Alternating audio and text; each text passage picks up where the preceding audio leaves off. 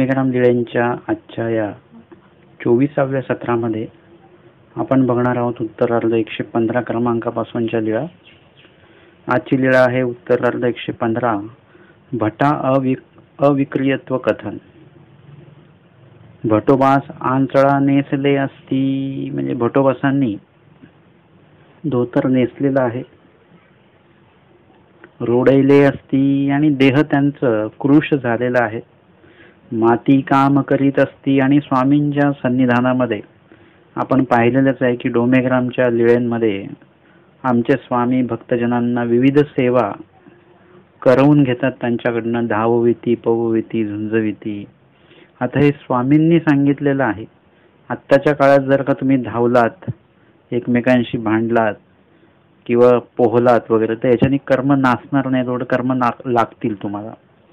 ते प्रसंगोचित त्या काळापुरतं मर्यादित होतं आणि ते स्वामींनी त्यांना त्यावेळेस तो विधी सांगितलेला होता आणि म्हणून त्यावेळेस त्यांना त्या कर्मातनं ते कर्म केल्यामुळे किंवा तो विधी केल्यामुळे म्हणा, तो प्रसंगोचित विधी होता। म्हणजे काही विधी जे असतात ते प्रसंगोचित असतात आणि काही विधी जे असतात ते कायमस्वरूपी असतात। लीळाचरित्रामध्ये जर का तुम्ही बघितलं की भटोबास आणि नाथोबा हे श्राद्ध भोजन करून आलेले होते, तेव्हा स्वामींनी त्यांना उड्या मारायला लावल्या, त्यांना दंडवत घालायला लावले। आता मुळात तुम्ही जर का आत्ताच्या घडीला तुमच्याकडनं काही चूक घडली आणि म्हणून तुम्ही जर का उंचावरून उड्या मारल्या तर त्याच्याने कर्म नासणार नाहीयेत किंवा स्वामींनी दंडवत घालायला लावले, अर्थातच त्या दंडवताने त्यांचे कर्म नासले अशातला प्रकार नाहीये। आपल्याला खूप वेळा असं वाटतं की दंडवत घातल्याने कर्मांचा नाश होतो आणि सांगितलं जातं की असं झोपलं की सरपटणाऱ्या प्राण्यांचा कर्मांचा नाश होतो। 4 पायांवर म्हणजे दोन्ही हात आणि दोन्ही गुडघे याच्यावर जरा जेव्हा आपण दंडवत घालताना ती पोझिशन जेव्हा येते त्यावेळेस पशूंचे जन्म नासतात, हात वर केले की मग पक्ष्यांचे जन्म नासतात। हे अशा प्रकारे हे सांगितलं जातं, पण वास्तविक असं काही नसतं बरं का। तुम्ही हे डोक्यातनं काढून टाका। मुळात दंडवत का घातले पाहिजेत याचं यथार्थ ज्ञान माहिती करून घ्या की दंडवत घालणे म्हणजे हा शरीराचा व्यायाम आहे, याच्यामुळे शरीराची हालचाल होते। अष्टांग म्हणजे पूर्ण शरीरातले प्रत्येक जे काही मोडणारे पॉइंट आहेत, म्हणजे हाताचं कोपरा असेल, मनगट असेल, गुडघे असतील, कंबर असेल, हे फोल्ड होणारे आहेत। तर या शरीराच्या प्रत्येक विभागाचा व्यायाम होतो। तदनंतर शरण जाण्याचा जो काही भाव आहे तो याच्यातनं तो दिसतो। म्हणजे तुम्हाला जेव्हा परमेश्वराला तुम्ही शरण जाता तेव्हा ती स्वाभाविक होणारी ती क्रिया आहे। म्हणजे तुम्ही मनातनं जेव्हा समर्पित होता तेव्हा आपोआपच काय होतं की तुम्ही पूर्ण अष्टांगाने तुम्ही शरण जात असतात। मन वगैरे हे तर पूर्ण शरण जाणे आहेच, पण मनाने जेव्हा पूर्णत्वाने जेव्हा माणूस शरण जातो तेव्हा आपोआप तो नतमस्तक होतो, जो दंडवत घालतो। म्हणजे जर नुसतं हात जोडणं म्हणजे ते कमी वाटायला लागतं, त्याला असं वाटतं की नाही खाली बसून डोकं टेकवावं, पण ते सुद्धा कमी वाटतं। असं वाटतं की साष्टांग दंडवत घालावा। म्हणजे तुमच्या त्या समर्पणातला जो तो एक स्वाभाविक होण्याचा तो प्रकार आहे तो म्हणजे दंडवत आहे। आपण कसं आता सध्या एक औपचारिक म्हणून दंडवत घालत असतो की हा देवपूजा झाली 5 दंडवत घाला, विडा ठेवला 2 दंडवत घाला, आणि ते दंडवत घालणारे पण एक प्रोसिजर म्हणून ते एक दंडवत घालतात। त्याच्यामध्ये कुठल्याही प्रकारचा ओलावा नसतो, कुठलीही मनापासून म्हटलेली प्रार्थना नसते आणि जी प्रार्थना म्हटल्या जाते त्याच्याविषयी दंडवत घालणारा प्रामाणिक असतोच असं काही नाही। म्हणजे तुम्ही जे काही दंडवत घालता, त्या दंडवत घालताना तुम्ही जे बोलता तर त्या बोलण्याशी तुम्ही प्रामाणिक असलं पाहिजे। नुसतंच काही पाठ केलंय म्हणून ते बोलायचं, म्हणजे दंडवत घालताना खूपशा लोकांनी ती प्रार्थना पाठ केलेली आहे, देवा मी गुरुद्रोही, परिवारद्रोही, आत्मघातकी, विश्वासघातकी, म्हणजे हे आपण मुद्दे नुसते वाचून काढतो, पण मुद्द्यांचं विश्लेषण काय आहे त्याच्या संदर्भात आपल्याला दुःख पण असलं पाहिजे। मी मार्गद्रोही असं म्हटल्यानंतर मी मार्गाशी किती द्रोह केलेला आहे, ईश्वर साधकांना मी नावं ठेवलेली आहेत, हे सगळं आठवलं पाहिजे। परमेश्वरद्रोही असं म्हटल्यानंतर, मी परमेश्वरद्रोही असं म्हटल्यानंतर मी परमेश्वराच्या म्हणजे फक्त ते पाठ केलेलं आहे म्हणून ते नुसतं बोलायचं नाही आपल्याला, हे पण लक्षात घ्या। तर अशा पद्धतीने आपला जो मूळ विषय सुरू आहे की दंडवत घातल्याने कर्मांचा नाश होत नसतो बरं का. तुम्ही जे दुःख करता, तुम्ही जे प्रायश्चित करता, त्याच्यामुळे त्याच्यामुळे कर्मांचं काय होतं, एक तर नाश होऊ शकेल किंवा तो प्रतिबंध होतं कर्म. प्रायश्चित केल्याने सुद्धा कर्म नाशत नसतात. प्रायश्चित केल्याने त्या कर्मांची चाल थांबत असते. तुम्ही ज्या कर्माविषयी प्रायश्चित करत आहात तर तेवढ्या एका त्याच कर्माची चाल काय होणार आहे, थांबणार आहे. हे लक्षात घ्या. खूप लोकांना असं वाटतं की वर्षाकाठी एकदा प्रायश्चित करायचं म्हणजे वर्षभर पाप करायची आणि मार्च एंडिंग सारखं आपलं एक वर्षाच्या शेवटी डिसेंबरला एक प्रायश्चित करून टाकायचं म्हणजे वर्षभरातले पाप फिटले. मरायच्या आधी एकदा, म्हणजे लोक म्हणतात, अन्य लोक म्हणतात ना की एकदा मरायच्या आधी एकदा काशीला जाऊन आलं पाहिजे, तसं आपल्या लोकांच्या मध्ये अन्यथा ज्ञान अशा प्रकारचं आलेलं आहे किंवा एक समज त्यांनी करून घेतलेला आहे की मरायच्या आधी एकदा प्रायश्चित झालं पाहिजे, म्हणजे मरेपर्यंत पाप करून घ्यायची आणि शेवटी एकदा प्रायश्चित करून हिशोब चुकता करून टाकायचा. पण हे असं नाहीये बरं का, की हॉटेलमध्ये जाणं एवढं सोपं नाहीये की खायचं आणि बाहेर हॉटेलमधनं बाहेर पडताना मग बिल देऊन मोकळं व्हायचं. तसं आयुष्यभर आपण पाप करायची आणि आयुष्यातनं बाहेर पडताना मग बिल करायचं, अशाने पाप नासत नसतात आणि कर्मही नासत नाहीत. लक्षात घ्या, जे कर्म तुम्ही जाणीवपूर्वक करत आहात त्याचं जाणीवपूर्वक जर का तुम्हाला दुःख असेल खरोखरच, असं नाही की बाबा आता पाय लागला म्हणून सॉरी म्हटलं, हे जाणीवपूर्वक नाहीये. ते आत्मीयतेने तुम्हाला ती माफी मागावी लागेल. ते सॉरी जे तुम्ही बोलता ते सुद्धा आत्मीयतेने बोलावं लागेल. फक्त एक प्रोसिजर म्हणून ते बोलायचं नाहीये. तसंच की तुम्ही जेव्हा प्रायश्चित करता तेव्हा वास्तविक तुम्हाला ते दुःख तुमच्या मनामध्ये असणं खूप गरजेचं आहे. तरच तुम्हाला काय होणार आहे की ते प्रायश्चिताचं स्वीकारण परमेश्वर करतील आणि त्याच्या संदर्भात काही लेखी लागायचं ते लागेल. तर दुःख प्रायश्चित वगैरे केल्याने सुद्धा कर्म नासत नाहीत, कर्मांची चाल थांबते. उद्या जर का आज तुम्ही प्रायश्चित केलं आणि उद्या परत जर का किंवा 2 दिवसांनी 8 दिवसांनी परत तुम्ही ते कर्म जर का चालू केले तर ती चाल जी थांबलेली ती परत चालू होते. एक लक्षात घ्या भाग. म्हणून दंडवत घातल्याने कर्मांचा नाश होत नाही, डोक्यात पक्क ठेवा. आता काही लोक उदाहरण देतात की मग ते भटोबास आणि नाथोबासांना स्वामींनी नाही का ते दंडवत घालायला लावले श्राद्धगृह, मग आता तुम्ही तो प्रमाण दिलं तर मग त्यावेळेस स्वामींनी उड्याही मारायला लावलेल्या आहेत. मग आताही उड्या हा विधी झाला का आपल्याला? नाही, तो प्रसंगोचित विधी आहे तिथला. स्वामींनी कशासाठी उड्या मारायला लावल्या आणि कशासाठी दंडवत घालायला लावले हे लीळेच्या शेवटी तुम्हाला कळतं की त्यांचं दंडवत घातले त्याच्यानंतर उड्या मारल्या त्याच्यामुळे काय झालं, तर ते दंडवत घातल्याने किंवा ते उड्या मारायला लावल्या त्याच्यामुळे काय झालं की शेवटी त्यांना भूक लागली. म्हणजे ते जे अन्न खाऊन आलेले होते तर ते अन्न पचण्यासाठी म्हणून त्या स्वामींनी ते दंडवत आणि उड्याचा विधी सांगितलेला आहे. अर्थातच आपण आपल्या मूळ विषयाकडे येऊया की आमचे स्वामी अशा पद्धतीने 2 प्रकारचे विधी सांगत होते. एक प्रसंगोचित विधी की त्याच्यामुळे तो दोष त्या ठिकाणी तो नासला जाणार आहे. आता हा प्रसंगोचित विधी झाला, आपण या श्राद्ध भोजन गृह अपराध तो बघितलं. तो त्यानंतर स्वामींनी पद्मनाभी देवांना काय सांगितलेलं होतं की त्यांना जे प्रायश्चित करायला सांगितलेलं होतं, तो प्रायश्चिताचा जो विधी आहे तो कायमस्वरूपी आहे. म्हणजे त्या व्यक्तीपुरता तो मर्यादित जरी असता, म्हणजे तुम्ही प्रसव मोडल्यानंतर फक्त त्या व्यक्ती संदर्भात जे दोष तुम्ही केले तेच नासणार आहेत, परंतु तो जो विधी आहे प्रायश्चिताचा विधी हा कायमस्वरूपी देवानी सांगून ठेवलेला आहे सगळ्यांसाठी. आजही तुम्ही कुठल्या दोषांविषयी जर का प्रायश्चित केलं वगैरे तर तुमची ती चाल जी आहे ती थांबणार आहे. तशाच पद्धतीचं कर्माचं आहे की कर्म हे जे आहेत परमेश्वर नासतात.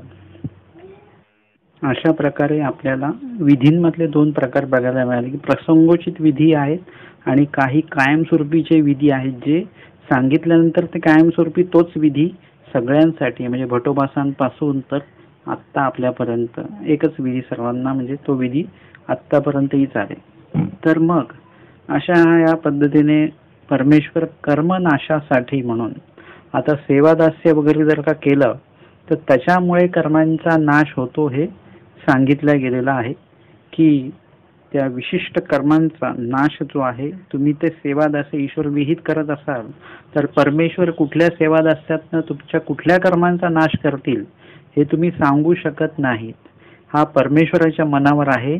परमेश्वराच्या मनावर म्हणजे परमेश्वराला पण जे वाटेल ते कर्म नाचतात अशातला भाग नाही. तुम्ही ते ती जी सेवादास्य किती आवडीपूर्वक तुम्ही करत आहात, त्याच्यामध्ये किती तुम्हाला रस आहे, हे सगळं त्यामध्ये लक्षात घेऊन परमेश्वर तुमच्या समर्पणाच्या अनुसार तुमच्या त्या कर्मांचा नाश करत असतात. आणि म्हणून हे लक्षात घेतलं पाहिजे आपण की कुठलाही विधी सेवादास्य करताना त्या आवडीपूर्वक आपण ते केलं गेलं पाहिजे. तर नोमेग्रामच्या लीळांमध्ये आपल्याला सेवादास्याचा भाग आपल्याला अधिक प्रमाणामध्ये दिसतो. धाववीती, पववीती, झुंजवीती, उंची टेके असते ते समस्तळ करवीती, दरे दरकुटे बुजविती, हे सेवादास्याचे प्रकार.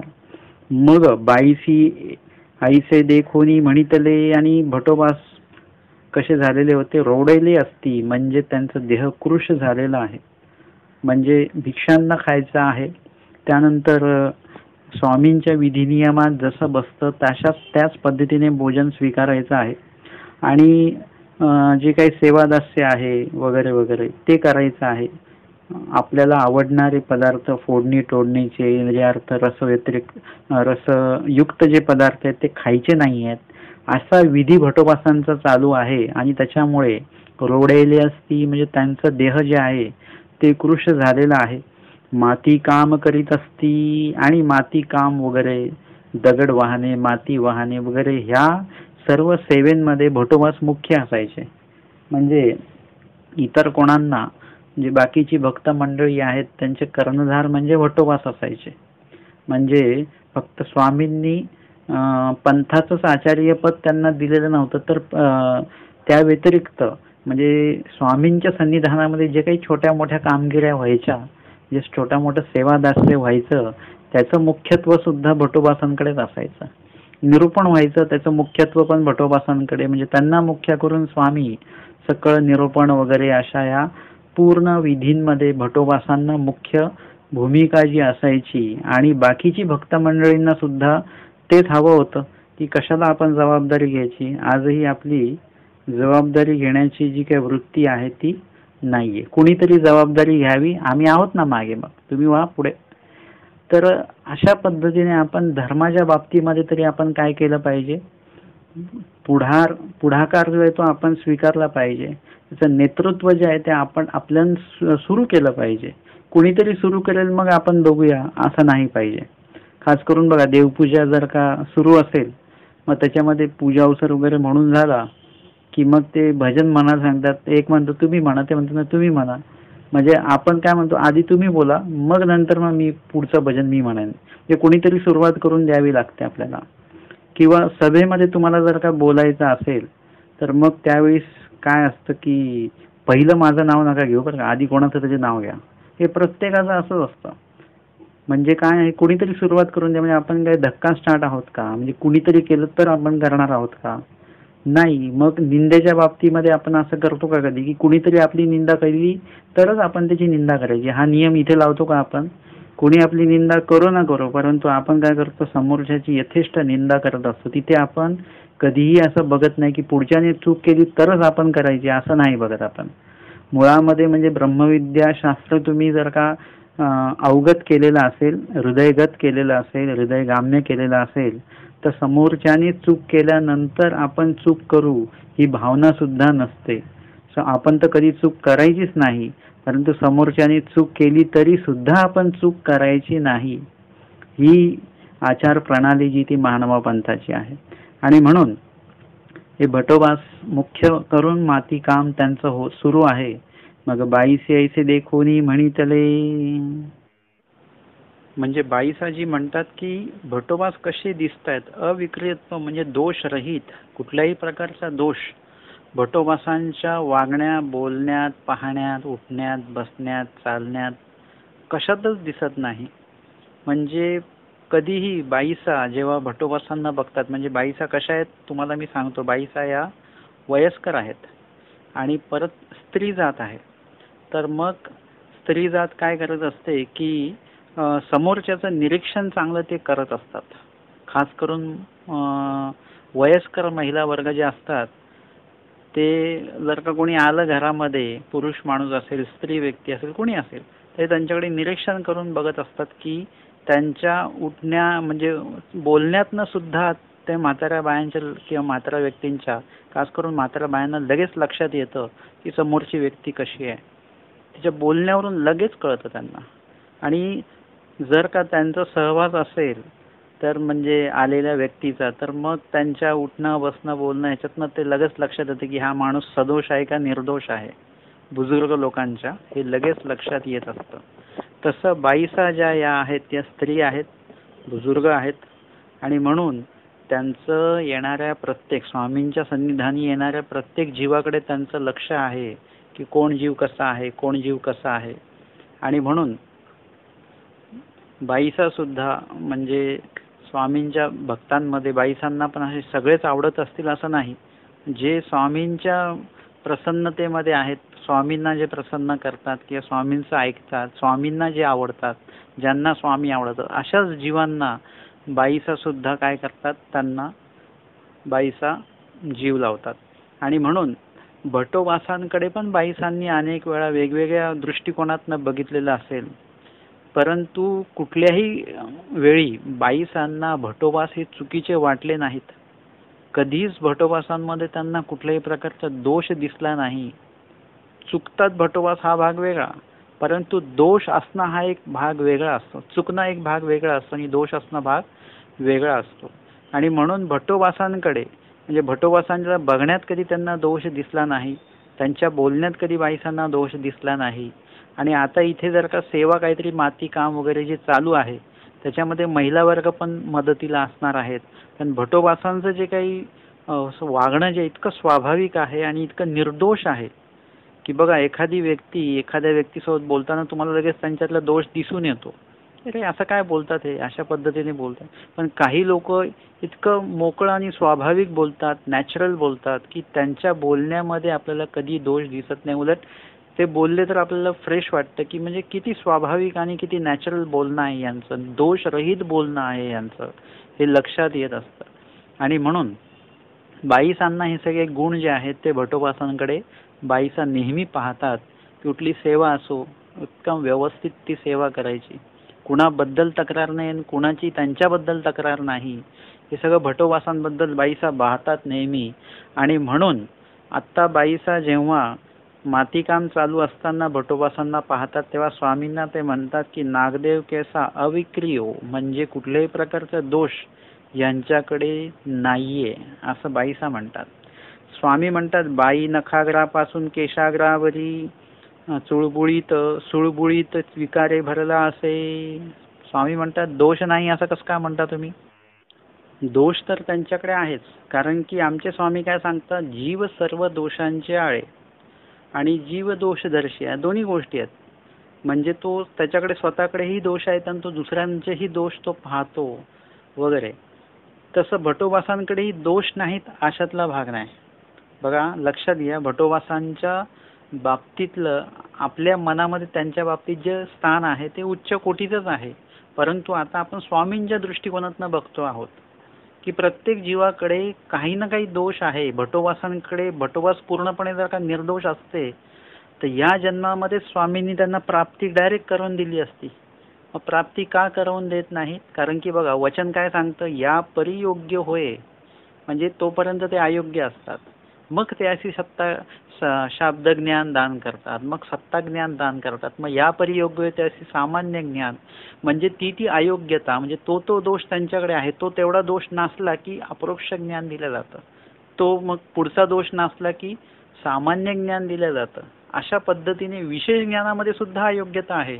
विशेष ज्ञानामध्ये सुद्धा त्या जीवाच्या ठिकाणी दोष आहेत आणि तो दोष नसला की मग प्राप्तीला नेला जातो. तोपर्यंत विशेष ज्ञानामध्ये पण जीव निर्दोष, पूर्णपणे निर्दोष नाहीये. म्हणजे स्वामींच्या दृष्टिकोनातनं बघतोय बरं का आपण. आपल्या दृष्टिकोनातनं तर हे सगळे म्हणजे भटोबास, माईमभट्ट, महादाईसा, बाईसा हे उच्च कोटीचेच आहेत. परंतु त्यांच्याकडे सुद्धा काही ना काही दोष त्याच्यामध्ये अजून आहे.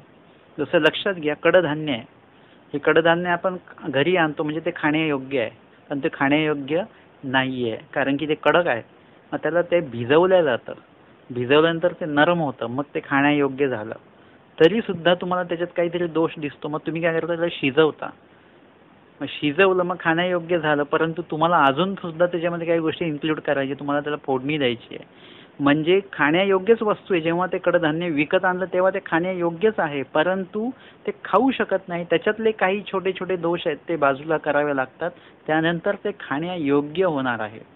तसं जीव योग्यच आहेत, म्हणजे भटोबास हे योग्यच आहेत, म्हणून तर स्वामींनी सन्निधानी ठेवलं, म्हणून तर अनुसरण घडवलं त्यांना, सेवादास्य वगैरे सगळं. परंतु त्यांच्यामध्ये काही छोटे छोटे दोष आहेत. ते दोष स्वामी काय करतायत, प्रत्येक विधी कार्यातनं त्यांचे ते दोष स्वामींना असतात. जसं तुम्ही बघितलं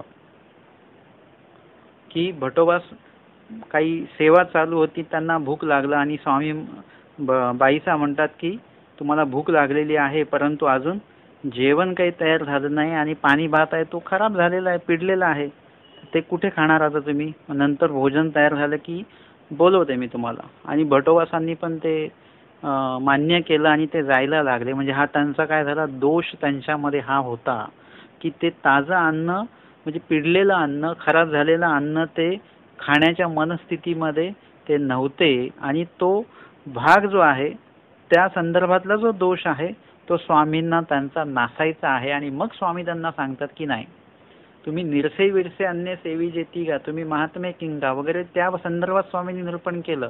आणि तो जो दोष त्यांच्यामध्ये होता तो निघून गेला आणि भटोबासांनी खरोखर तो पिडलेला पाणी भात आहे तो ग्रहण केला, खाल्ला.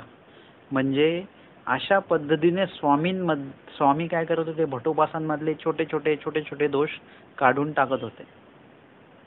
आणि त्या दृष्टिकोनातनं जर का बघितलं, म्हणजे स्वामींच्या दृष्टिकोनातनं जर का बघितलं, तर भटोबासांकडे अजूनही दोष आहेत. आणि म्हणून स्वामी म्हणतात, नखाग्रापासून केशाग्रावरी सुळबुळीत विकारे भरला असे. म्हणजे अजून दोष आहेत, भरपूर दोष आहेत, परंतु पोरजीव सिंहाना उमटो नेदी. म्हणजे भटोबास कसे आहेत, शहाणे म्हणजे हुशार आहेत, म्हणजे स्वतःचे दोष लपवण्यात हुशार आहेत असं नाही बरं का. हा अर्थ वेगळा होऊन जाणार की ते स्वतःचे दोष लपवण्यात, म्हणजे आपण एखादी चूक केली आहे आणि ती चूक लपवण्यात आपण हुशार असतो. म्हणजे ही चूक मी केलेली नाही. मार्तंड होते ना, काळबोटे होते, ते चूक करत होते आणि त्या सुद्धा आपली चूक उमटू देत नव्हते, म्हणजे लक्षात येऊ देत नव्हते, लपवत होते. हा दोष आहे. पण भटोबासांकडे अशा प्रकार नाही आहे. भटोबासांचं काय आहे, पोरजीव शहाणा, म्हणजे त्यांना शहाणा म्हणजे कसे, हुशार म्हणून अशा हिशोबाचं हे शहाणा शब्द नाही आहे. शहाणे म्हणजे त्यांना जाणीव आहे. भटोबासांना कसली जाणीव आहे, त्यांच्याकडे काय दोष आहेत याची सुद्धा त्यांना जाणीव आहे. कारण की स्वामींनी जेव्हा दोषांचं निरूपण केलं तेव्हा भटोबासांना जाणीव झाली की हे सगळे दोष माझ्याकडे आहेत आणि मला परमेश्वर होणार नाही, माझ्याकडे हे दोष आहेत. पण स्वामी म्हटले की बाबा असं नाही चालणार, की तुम्हाला काय करावं लागेल, की जी पद्धत सांगितली परमेश्वर प्राप्त करण्याची त्या पद्धतीमध्ये तुमची अयोग्यताही नसते आणि योग्यताही होते. म्हणजे तुमच्याकडे तुम्हाला जे वाईट दोष दिसत आहेत या वाईट दोष सुद्धा नासणार आहेत आणि चांगली जी योग्यता आहे ती पण होणार आहे परमेश्वर प्राप्तीची. मग तुम्हाला काय करावं लागेल, स्वभाव मात्रे, म्हणजे तुमच्या प्रत्येक खाण्या पिण्या, बघण्या, उठण्या, बसण्या, झोपण्या पासून सगळ्या गोष्टींवर तुम्हाला नियंत्रण आणावं लागेल. स्वभाव मात्रे या शब्दामध्ये सगळं काय येतं, एका वाक्यामध्ये, एक वाक्य सुद्धा नाही, एक शब्दच आहे तो स्वभाव मात्रे. त्याच्यामध्ये सगळ्या गोष्टी येतात की साधकाने कसं राहिलं पाहिजे, कसं त्याचं बोलणं, उठणं, बसणं असलं पाहिजे. या सगळ्या गोष्टींमध्ये काय आहे, स्वामींनी ते सांगितलेलं आहे. आणि ते सगळं आचार्य काय करतात, आचरण करत आहेत बरं का. आचार्य नुसते निरूपण ऐकत नाही आपल्यासारखं. आपण फक्त निरूपण ऐकतो. आपल्याला रोज एक निरूपण ऐकायची सवय लागलेली आहे. बघा, माझ्या दृष्टीने चांगलंच आहे की मी रोज रेकॉर्डिंग पाठवतोय आणि तुम्हाला रोज रेकॉर्डिंग ऐकण्याची सवय लागलेली आहे. हे ऐकल्यानंतर मला तर आनंद झाला पाहिजे ना, की मी पाठवलं रेकॉर्डिंग ऐकायची तुम्हाला लोकांना सवय झाली, बरं झालं. परंतु मी प्रत्येक गोष्टीला असं बघतो ना की ती गोष्ट म्हणजे चांगली झाली पाहिजे पेक्षा ती खऱ्या अर्थाने ती तुमच्या उपयोगात सुद्धा आलं पाहिजे. रोज रेकॉर्डिंग ऐकून आणि रोज निरूपण ऐकून उपयोग नाही. मी तुम्हाला आत्ता सांगतो, रोज निरूपण ऐकून उपयोग नाही. ते निरूपण जोपर्यंत तुम्ही आचरणातच नाही आणत त्याचा उपयोग काय. एका पाठी म्हणजे ते घासापाठी घास घेणं. एखाद्या माणसाला भोजन आणून दिलं, म्हणजे मी आता तुम्हाला उदाहरण थोडंसं वेगळं देतो. उदाहरण आहे पाणीपुरीचं. पाणीपुरी खायला आपण जातो, तर बघा तो जो बनवून देणारा जो आहे ना, तो पटापट पटापट तुमच्या त्या प्लेटमध्ये ती पाणीपुरी ठेवतो. तर तुम्हाला ते पाणीपुरी खाण्याचा आनंदच येत नसतो बरं का. तुम्ही एकटेच जर का असाल तिथे, तर 2-3 लोक असतील तर तो प्रत्येक दोघांच्याही प्लेटमध्ये ठेवतो, तेवढं तुम्हाला सवड मिळते. पण ती पाणीपुरी खाण्याच्या आनंदापेक्षा ते तुमच्या डोक्यामध्ये एक बसून जातं की ती पुढची पाणीपुरी प्लेटमध्ये येईपर्यंत ही पहिली जी वाढलेली ती आधी खाऊन घ्यायची, लगेच ती दुसरी आली की ती संपवायची, लगेच ती संपवायची, लगेच ती, म्हणजे तुम्ही पाणीपुरी संपवण्याच्या मागे लागलेले आहात. तुम्ही ते खाताय, तुमचं पोट भरतंय, तुमचे पैसेही जात आहेत, पण तुम्हाला त्या पाणीपुरी खाण्याचा जो आनंद आहे ना, तो आनंद तुम्हाला येत नाही. आणि तुम्हाला एकदम धाकही पडलेला आहे की हे संपवायचं, हे संपवायचं, हे संपवायचं. तसं आत्ता रेकॉर्डिंग आलं ते संपवायचं, कारण उद्या परत नवीन येणार, परवा परत नवीन येणार. म्हणजे हे काय झालं, तुम्ही त्या रेसमध्ये लागलेले आहात, त्या स्पर्धेमध्ये तुम्ही लागत. तसं नको व्हायला. निरूपण जेही तुम्ही ऐकता ते निरूपण तुमची ती लीळा, त्यातलं वचन, त्यातले ते सेवादास्य, त्यातली स्वामींची आज्ञा, स्वामींचा हेतू काय आहे सांगण्याचा, हे सगळ्या गोष्टी तुमच्या लक्षात आल्या पाहिजेत. असं सगळ्या गोष्टी लक्षात येऊन तुम्ही ते निरूपण ऐकत असाल, आणि ते निरूपणाच्या माध्यमातून जे काही आपल्याला बोध मिळतो आहे, स्वामींची काही जी आदेश आपल्याला मिळतात त्या लीळेतनं स्वामींचे आदेश आपल्याला मिळतात. तर ते आदेश आपण काय केले पाहिजे, जतन केले पाहिजे, त्याच्यावर चिंतन केलं पाहिजे आणि त्याच्यावर आचरण केलं पाहिजे. तर ती लीळा ऐकून तुम्हाला उपयोग होणार आहे. आणि म्हणून या लीळेतनं सुद्धा आम्हाला खूप मोठा आदर्श मिळणार आहे. तो आपण नंतर लीळेच्या शेवटी मी सांगेन तुम्हाला.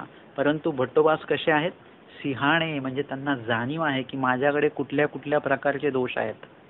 ह्या दोषांमुळे मला देव होणार नाहीये, हे दोष मला देव प्राप्त करण्याच्या मध्ये अडथळा म्हणून ठरणार आहेत, हे भट्टोबासांना माहिती आहे.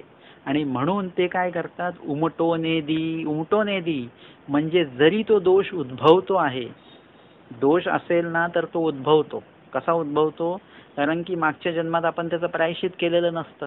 ते प्रायश्चित न केलेलं असल्यामुळे त्या पुढच्या जन्मामध्ये काय होतं, तो दोष उजृंभाला येतो. म्हणजे बघा, तुम्ही स्मरणाला बसले की तुम्हाला झोप येते, जांभई येते. एरवी तुम्ही झोपेच्या गोळ्या घेऊन लोकांना झोपा येत नाही, त्या लोकांना सुद्धा प्रवचनात स्मरणात झोप येते. का? कारण की तो मागील दोष आहे. अनंत सृष्टी आपण असं प्रवचनात आणि ईश्वर क्रियेमध्ये आपण झोपत आलेलो आहोत. त्याच्यामुळे काय होतं, तो दोषाचं प्रायश्चितच केलं नाही. आजही आपल्याला झोप येते, आजही आपल्याला 3 ते 6 जाग येत नाही. याचं प्रायश्चित आपण कधी देवाकडे करत नाही. तुम्हाला सकाळी 3 ते 6 जर का जाग येत नसेल, तर तो प्रश्न जो आहे किंवा त्याच्याविषयी जे डिस्कशन आहे ना, ते आमच्याशी करू नका तुम्ही. आपण काय करतो की आपण जीवाशी डिस्कशन, त्याच्या संबंधित आपण जे काय बोलतो, चर्चा ती जीवाशी करतो. जीवाशी चर्चाच करू नका या बाबतीमध्ये. 3 ते 6 जाग येत नाही ना, या संदर्भात तुम्ही देवाशी संवाद करा, देवाशी बोला या बाबतीमध्ये. आणि देवाला विनंती करा की देवा, तुम्ही बाईसांना उठवत होते, सुजगरे म्हणजे बाईसा इकित खांकरी तुम्ही, आणि मग बाईसा सुजगरे जाग्या व्हायच्या. भटोबा झोपलेले असायचे, त्यांनाच तुम्ही जाग करायचे. आणि ज्ञान देऊन तुम्ही मला खऱ्या अर्थाने अज्ञानातनं जाग करत आहात. तर मला आपलं स्मरण घडण्यासाठी 3 ते 6च्या कालावधीमध्ये आपण सुद्धा आचार्यांना उठवत होता, तसं मला उठवा. म्हणजे ही विनंती तुम्हाला तळमळीने तुम्ही कराल तर तुम्हाला अलाराम लावा लागणार नाही. तुम्ही आपोआप तुम्हाला जाग येईल, स्मरण घडेल. हे देवाशी तुम्ही बोललं पाहिजे. देवाशी आपण बोलतच नाही, आपण माणसांशीच बोलत राहतो, स्थानाशी बोलतो, विशेषांशी बोलतो. देवाशी बोलता आलं पाहिजे. आणि म्हणून काय केलं पाहिजे, तो भाग जो आहे तो आचरणात आला पाहिजे. आणि असं हे करत असताना, विधी करत असताना तुम्हाला दोष निर्मिती होणार. आत्ता सुद्धा तुम्ही देवाला विनंती केली तर त्याच्यातनं काय होईल की तुम्हाला विधी करत असताना दोषाची निर्मिती होईल. त्याच्यानंतर तुम्हाला झोपही त्याच्यामध्ये येईल, कंटाळा येईल, आळस सुद्धा येईल. परंतु तुम्ही काय केलं पाहिजे की तुम्ही त्या दोषाला उद्भवू देता नाही आला पाहिजे. म्हणजे किती जरी झोप आली तरी झोपायचं नाही. तुम्ही त्या ठिकाणी एकदम कणखरपणे स्मरणच चालू ठेवायचं. तुम्हाला एखादा विधी करताना तुम्हाला त्रास होत असेल तर तो त्रास तुम्ही जाणवू द्यायचा नाही लोकांना. आपण काय करतो, लोकांना जाणवून देतो. की पदयात्रा केली माझे पाय दुखतात, माझे पाय दुखतात, आमकी सेवा केली माझे हात दुखत आहेत, पर खांदे बिंदे दुखत आहेत, ते वजन असं उचललं, दगड उचलले, माती उचलली, म्हणजे हे आहे. किंवा एखादं सेवा आपण केलेली असेल तर त्या सेवेचं आपण सगळीकडे काय करतो, प्रदर्शन करत राहतो. हे उमटू देऊ नये. म्हणजे तुम्हाला जरी त्रास होत असेल तरी तो समोरच्याला तुम्ही उद्भवू देता कामा नये. तुम्ही काय केलं पाहिजे, म्हणजे तो त्रास ते उमटू देत नाहीत, म्हणजे जाणीव होऊ देत नाही त्यांना, सोबतच्यांना ते आच्छादून ठेवतात. विधी करत असताना आपल्याला त्रास होत नाही अशातला भाग नाही बरं का. आटनादिक्रमे चालताना पाय दुखत असतील, हे आहे, जीव शरीर आहे ते. त्याच्यानंतर तुम्हाला ऊन लागत असणार, थंडी लागत असणार, हे त्रास सगळे होतात. परंतु उमटवणे दी म्हणजे तुम्ही तो त्रास प्रदर्शित करू नका, लोकांना सांगू नका. तो आचार्यांच्या बाबतीमध्ये हा भाग होता की जे निरूपण आहे ते निरूपण आत्मसात करताना, ते अवगत करत असताना मला किती समजलं हे सुद्धा बटोबास उमटू देत नव्हते. त्याच्या संदर्भातलं चिंतन वगैरे ह्या सगळ्या गोष्टी त्यांच्या चालायच्या. म्हणजे तुम्हाला लक्षात येईल की आमचे स्वामी बीजे केल्यानंतर आचार्य असे चिंतन करत बसायचे. ते कुणालाही सांगत नव्हते की मी देव आठवतोय, मी देव आठवतोय म्हणून.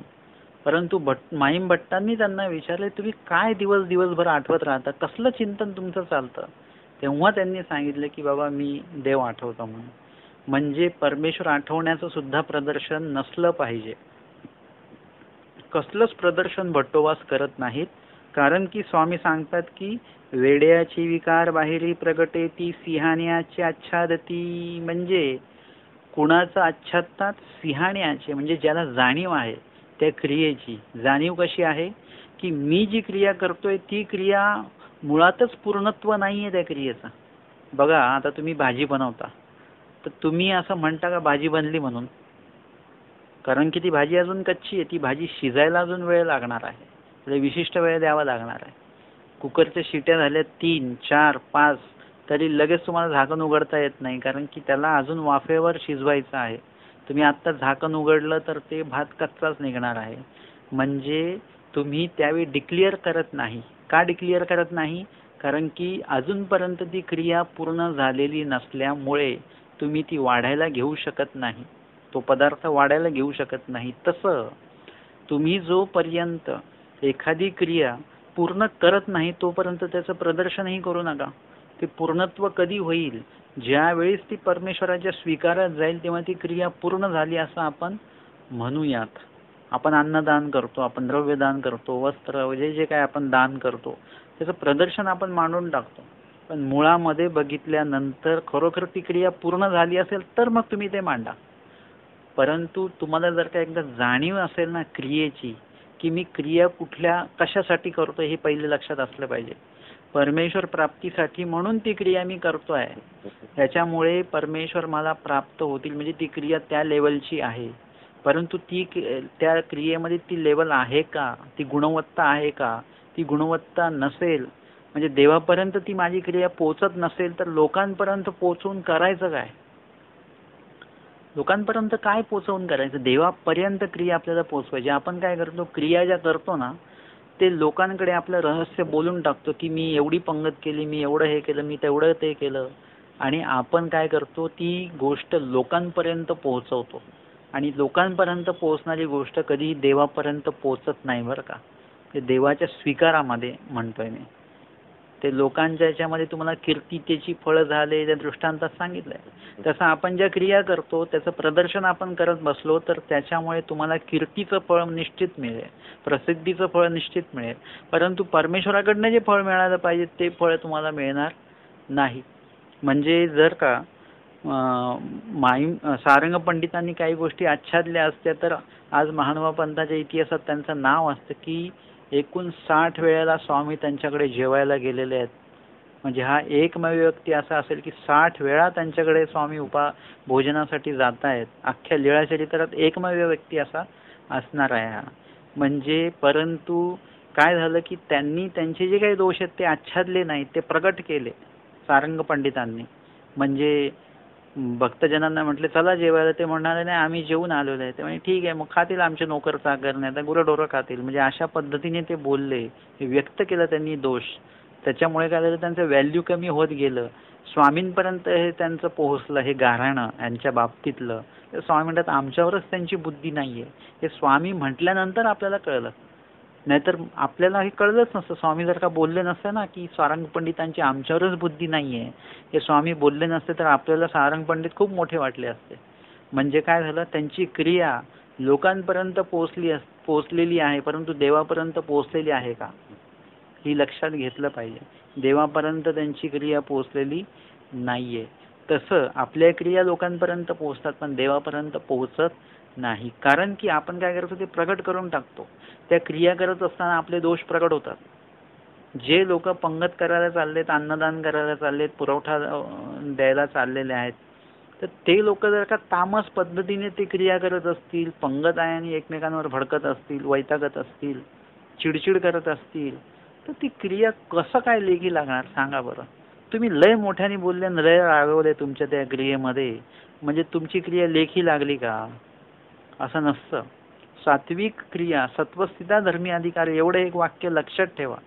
हे वचन नुसतं वाचून आणि पाठ करून नका ठेवू, तर त्याचा संदर्भ लक्षात घ्या. स्वामींना काय सांगायचं आहे, तात्पर्य अर्थ काय सांगायचा आहे, ह्याच्यातनं काय आदेश स्वामींनी दिला.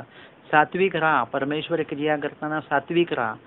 परमेश्वर रूपी क्रिया करताना थोडे जरी चिडलात तुम्ही तरी तिथे तुमचा तो धर्म लगेच विस्कळीत होणार. अहो एवढंच काय आहे की तुम्ही स्मरण करताय आणि अन्य लोक तुम्हाला शिव्या घालतात त्या संदर्भात की काय मानबावडे होऊन बसलेले ते, हे जरी ते बोलत असले तरी सुद्धा तुम्ही चिडायचं नसतं. तुम्ही सात्विकच राहायचं आहे. तुम्ही चिडलात की तुमचा धर्म संपला, तिथे थांबला, तिथे म्हणजे विस्कळीत होईल तेवढ्या पुरता. संपला म्हणजे बोधरहित नाही जाणार तुम्ही, परंतु तेवढा वेळ तुमचा 1 तास 2 तास 1 दिवस 8 दिवस तुमचा धर्म व्यवस्थित जमणार नाही तुम्हाला. कारण की तुम्ही तुमची मनस्थिती जी सात्विक होती ती सात्विकता तुम्ही बदललेली. तर तसं करायचं नाही. आपण सात्विकच राहिलं पाहिजे. आणि आपल्याला राग जरी आला, मुळात तर राग आलाच नाही पाहिजे, पण जरी आला, आपला स्वभाव तसा आहे, राग आला तरी स्वामी सांगतात की उमटो नेदी, म्हणजे उमटू देऊ नका. ते आपण लगेच व्यक्त होतो. आपल्या मनात जे काय आहे ना, आपल्याला व्यक्त होण्याची जी प्रक्रिया आहे ती बंद. तेव्हा काय करा, विचारपूर्वक व्यक्त व्हा. कुठेही लगेच व्यक्त होऊ नका. कोणी धर्म आचरण करत नसेल तर आपण रागवतो, काही गरज नाहीये रागवण्याची. आता बघा, आम्ही इथे पोथी घेतो. पोथी घेत असताना खूप कमी लोक येतात पोथीला, परंतु मी कोणालाही असं म्हणत नाही की तुम्ही पोथीला काय नाही आले, निरूपणाला काय नाही आले, इथे पोथी असते वगैरे वगैरे, नाही बोलत मी. म्हणजे आपण सात्विक राहायचं. आपण कुणाचाही, कुणी धर्म आचरण करावा म्हणून आपण कधी जबरदस्ती बळजबरी करायची नाही. आपण एकदम न्यूट्रल, नॅचरल असं स्वाभाविक राहायचं की ज्यांना जसं आचरायचं त्यांनी तसं आचरू द्यायचं. आपण फक्त अलाउन्स करायचं बस. असा असा विधी करायचा, केला पाहिजे, तुम्ही करा, असाच विधी करा. असा कधीही कुणावरही आपली मनस्थिती जी आहे ती राजस तामस करून कोणाला धर्म शिकवू नका, धर्म आचरायला लावू नका. आपण सात्विक होऊन तो धर्म फक्त त्यांना सांगायचा आहे, त्यांना करायला भाग नाही पाडायचा. आपोआपच त्यांच्यामध्ये तो धर्म उतरत राहील. आणि म्हणून या ठिकाणी आपण व्यक्त होत असताना आपण आपलं सत्व घालवलं नाही पाहिजे. सत्व जाऊ न देता आपण व्यक्त होणं हे निर्दोष व्यक्त होणं आहे. आणि भट्टोबासांकडे हा गुण होता की ते वेड्याचे विकार बाहेरी प्रगटतात. म्हणजे वेडा म्हणजे कोण, अज्ञानी आणि अन्यथा ज्ञानी, हे लोक लगेच प्रकट होतात. आता बघा, एखाद्याने पुस्तकं वाचलेली असतील, काही पुस्तक वाचक ज्ञानी असतात, काही लोक ते पुस्तक वाचून ज्ञानी होतात. माझा त्याच्याविषयी काहीही हरकत नाही बरं का. पुस्तक वाचून ज्ञानी झाले तरी काही हरकत नाही. ज्ञानी होणं महत्वाचं आहे. ज्ञानी होणं म्हणजे 2 शब्द कळणं. परंतु त्या व्यक्तीला जर का तुम्ही कधी छेडलं, मग तो व्यक्ती एवढा भडकतो, असा एकदम व्यक्त होऊन जातो, कारण की त्याच्याकडे अर्धवट ज्ञान आहे. तुम्ही जेव्हा गुरूंकडनं ज्ञान का घ्यावं, म्हणजे गुरूंकडनंच ज्ञान घेतलं पाहिजे असा नियम नाहीये बरं का, देवाने कुठे विहित नाही केलंय. तरी पण मी तुम्हाला काय सांगतोय की गुरूंकडनं ज्ञान घ्यावं, ह्याच्या मागचं कारण काय असावं बरं. कारण की त्या बाबतीमध्ये तुम्ही जेव्हा गुरूंकडनं जेव्हा ज्ञान घेता तेव्हा त्या गुरूंकडनं ते ज्ञान घेत असताना ते ज्ञान तुम्हाला कसं उपयोगात आणायचं आहे ना हेच सुद्धा ज्ञान गुरु तुम्हाला सांगतात. ते पुस्तकात येत नाही, ते त्यांचं राखीव त्यांच्याकडे ते असतं, ते अनुभवाचे बोल असतात. पण जर तुम्ही पुस्तकी ज्ञान घेत असाल तर ते पुस्तकातनं ज्ञान घेत असताना ते पुस्तक तुम्हाला अवांतर सूचना देत नाहीत, परंतु गुरु जे आहेत ते तुम्हाला अवांतर सूचना देतील. मला उदाहरण आता मला एक नवीन नवीन आठवलं की तुम्ही रेसिपी, तुम्ही पुस्तकामधली रेसिपी बघून तुम्ही भाजी बनवताय, तर ते आणि एक रेसिपी तुम्ही अशी बनवताय की तुमच्या बाजूला कोणीतरी तुम्हाला भाजी बनवायला शिकवते. भाजी हे गुरुमान आहे, स्वामींनी सांगितलं. तर भाजी बनवायला शिकवतात अशी एक व्यक्ती उभी आहे आणि दुसऱ्या प्रसंगामध्ये तुम्ही पुस्तक घेऊन भाजी बनवतायत. आता ते जे काही भांडं आहे ते भांडं ते तापलेलं आहे. आता तुम्ही जर का त्याला हात लावायला गेले तर ते पुस्तक तुम्हाला सांगेल का की हात लावू नका, भांडं गरम आहे म्हणून. परंतु ते जे सोबत जे बनवणारे आहे व्यक्ती तुम्हाला शिकवते ती व्यक्ती तुम्हाला सांगेल. किंवा तुम्ही जर का त्याच्यावर काहीतरी हे केलेलं आहे, एखाद्या तव्यावर काहीतरी पातळ मिश्रण तुम्ही असं पसरलेलं आहे डोशासारखं, आता तुम्ही जेव्हा ते काढायला जाल तेव्हा ते काय होईल, तो डोसा तुटेल. म्हणजे ते पुस्तकात न बघून जर का तुम्ही करत असाल ना तर तुम्हाला लक्षात नाही येणार हे कधी काढायचं आहे आपल्याला. पण सोबतची जी व्यक्ती तुमच्यासोबत असेल, तुमची ती गुरु असेल शिकवणारी, तर ते व्यक्ती सांगेल थोडं थांबा, अजून त्याला चांगलं गॅसवर त्याला शेकू द्या. मग तो तवा काय करेल, आपोआपच त्या डोशाला सोडून देईल आणि मग ते डोसा तुम्ही काढा. म्हणजे जिवंत गुरु असणे आणि पुस्तकरूपी जड गुरु असणे याच्यातला हा फरक आहे की गुरूंकडनं ज्ञान घेत असताना ते ज्ञान कुठे यूज करावं, कुठे उपयोगात आणावं, कुठे अनुपयोगी येऊ शकतं, त्यावेळेस कसं तुम्ही स्वतःला त्याच्यापासून वाचवावं याचं ज्ञान गुरु देऊ शकतात जे सजीव आहेत. परंतु पुस्तक तुम्हाला नाही देऊ शकत. म्हणजे असं असतं की गुरु असल्यानंतर तुम्ही कुठे व्यक्त व्हावं आणि कुठे व्यक्त होऊ नये, कुठे शांत बसावं याचं ज्ञान गुरु त्यांच्या नुसत्या वचनातनच देत नाहीत, तर ते वचन त्यांनी जे आचरलेलं आहे ते वचन, त्या वचनाच्या जो काय अनुभव आहे आचरण्याचा त्यातनं सुद्धा ते तुम्हाला ते ज्ञान देतात. आणि म्हणून गुरु असणं खूप गरजेचं आहे. तर अशा पद्धतीने आचार्य जे होते ते कसे होते, सिंहाणे, म्हणजे त्यांना ती जाणीव होती कुठे व्यक्त व्हावं, दोष जरी आहे तरी तो प्रगट होऊ द्यायचा नाही, तो संयमित करायचा. आणि हळूहळू तुम्ही त्या दोषाचा उपयोगच नाही घेतला ना की तो दोष आपोआप निघून जातो. एखादी गोष्ट तुम्ही वापरलीच नाही, कापूर आहे, कापूर तुम्ही आहे पण त्याला पेटवायचं, त्याला पेटूच दिला नाही, तर हळूहळू काय होईल, की तो नष्ट होऊन जाणार. अशा पद्धतीने काही गोष्टी ज्या तुम्ही उपयोगातच नाही आणले की ते हळूहळू त्याची सवय मोडते.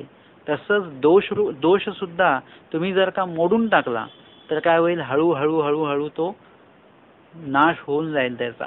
कारण की तुम्ही त्याला हवा पाणी देतच नाहीये, खत पाणी घालतच नाहीये त्या दोषाला, त्याच्यामुळे तो दोष हळूहळू न आचरताच तो संपून जाईल. म्हणून काय केलं पाहिजे की आपल्याला दोष उद्भवतोय तरी काय केलं पाहिजे, ते आच्छादलं पाहिजे, म्हणजे त्याच्यावर नियंत्रण आपलं असलं पाहिजे. स्वामी सांगतात की कार्य संन्यासी आत, म्हणजे कारण रूपी जरी दोष उद्भवत असेल मनामध्ये, उल्लेखांमध्ये, विचारांमध्ये, तरी सुद्धा कार्यरूप विकाराचा नाश आपण करू शकतो. म्हणजे त्याचं कार्य उद्भवू द्यायचं नाही. किती समजा दोष उद्भवला, तुम्हाला असं वाटलं की आता आमका पदार्थ खायचा, असं किती जरी मनात वाटू द्या, परंतु तो प्रगट होऊ द्यायचा नाही, लोकांना दाखवायचं नाही. आणि स्वतःच्या मनावर सुद्धा तुमचा तो संयम करून करून करून तुम्ही त्याच्यातनं घडता. तुम्ही जेवढा संयम कराल ना तेवढं तुम्ही जास्त घडाल. योग्यता आणि दक्षता तुमची अधिक त्याच्यामुळे वाढेल. आणि हा जो काही प्रकार आहे हा भटोबासांकडे तो जाणीवेचा प्रकार आहे. आणि त्याच्यामुळे त्यांच्याकडे असलेले दोष आचार्य भटोबास हे पूर्णपणे काय करतात, संयमित करून ते लोकांमध्ये राहतात. आचार्य स्वतः इतके तामस गुणाचे आहेत, त्यांच्या त्या पूर्वक्रियेतनं आपल्याला लक्षात येतं. परंतु इथे सन्निधानामध्ये असताना आचार्य कुणाशी भांडले वगैरे, म्हणजे असा प्रकार तुम्हाला पदोपदी बघायला मिळत नाही. खुबाईसांसोबत त्यांचं ते काही भांडण चालायचं चालेल, पण इतर वेळी त्यांच्याकडे तो असं काही आतताईपणा वगैरे आपल्याला दिसत नाही. म्हणजे त्यांना सुद्धा राग येतच असणार आहे, नाही असं नाही, परंतु राग जरी आला तरी पण ती क्रिया कशा प्रकारे करून घ्यायची, समस्या जी उभी होऊ द्यायची नाही, उभी झालेल्या समस्येला वाढवायचं नाही, उलट समस्या जी आहे ती सोडवायची. हे भटोबासांच्या त्या वागण्यातनं आपल्याला, प्रत्येक आचरणातनं आपल्याला ते दिसून येतं. आणि म्हणून आजच्या सत्रामध्ये आपण उत्तरार्ध, आजचं हे 24वं सत्र होतं. उत्तरार्ध 115 क्रमांकाची लीळा आपण घेतली, भटा अविक्रियत्व कथन. दंडवत हो.